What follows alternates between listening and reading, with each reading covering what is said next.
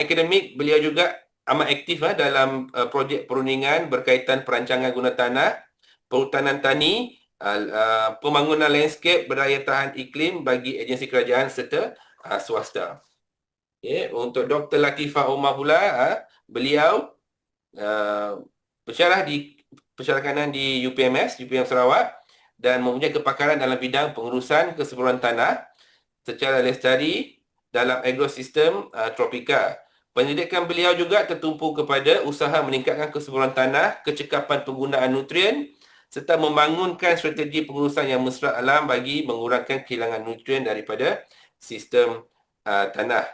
Dan pendekatan beliau juga lebih menggabungkan dalam aspek pendidikan, aspek kimia tanah, penggunaan bahan tambah untuk membaikkan tanah, organik serta pengurusan sisa-sisa pertanian dan buangan lain dalam meningkatkan produktiviti pertanian dan alam sekitar. Kajian beliau juga memberi penekanan khusus kepada pengurusan nitrogen dan fosforus serta pembangunan amalan pembajaan secara lestari.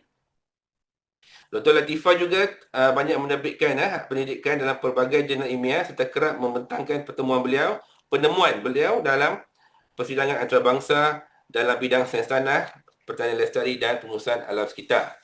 Okey, itu sedikit banyak berkaitan mengenai panel-panel kita pada hari ini, dan saya yakin para peserta kita juga yang mengikuti sudah dapat idea dan mungkin lepas ni nak merujuk kepada pakar-pakar kita untuk mengetahui lebih lanjut dan lebih mendalam lagi berkenaan biochar. So kita teruskan kepada soalan pertama. Soalan pertama ni saya ambil daripada soalan-soalan yang telah dibagi oleh para peserta.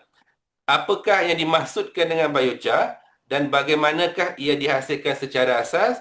Dan saya mohon Dr. Rosazlin untuk berkongsi agar kepada para peserta kita semua. Silakan Doktor. Okay. Assalamualaikum warahmatullahi wabarakatuh dan selamat sejahtera. Dr. Najib dengar jelas ya? Ya, dengar. Okey. Okay, sebelum saya